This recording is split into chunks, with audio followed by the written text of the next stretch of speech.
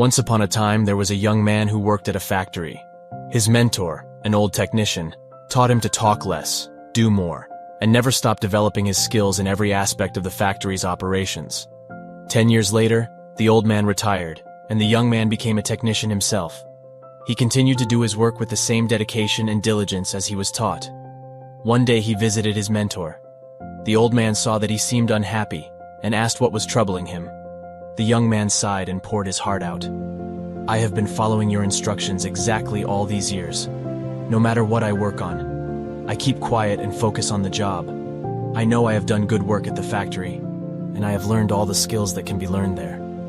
What I don't understand is that the guys who don't have my experience or capability, these have all been promoted. While I am still making as little as I did before, when I was your apprentice," the old man asked, "are you positive that you have become indispensable to the factory?" The young man nodded yes. The old man paced back and forth to think. After a while, he turned to the young man. "You must request the day off using whatever reason you like. It is time for you to give yourself a break."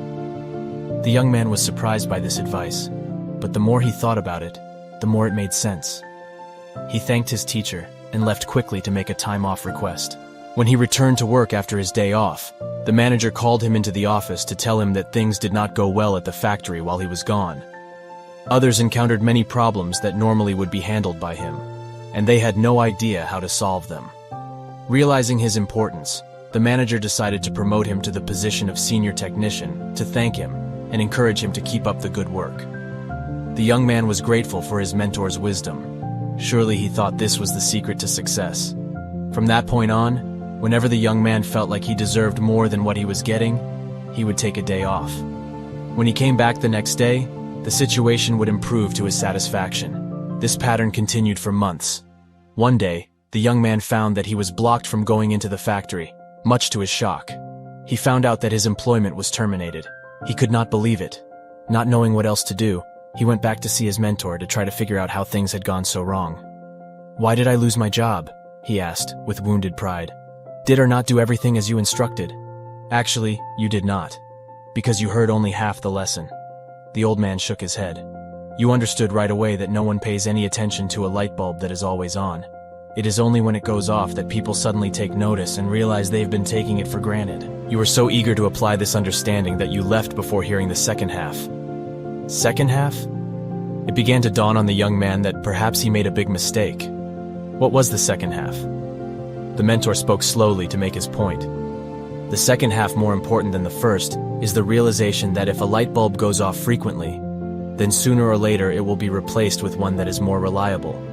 Who wants a light bulb that no one can count on to provide illumination? You see, in your life, do you have friends and family members that you take for granted? They're always there for you. What happens if one day they are no longer there? Do not wait for such a day to suddenly realize how important they are. If thanks today for the good fortune of having them in your life. Also, don't let yourself being taken for granted. But at the same time, do your work.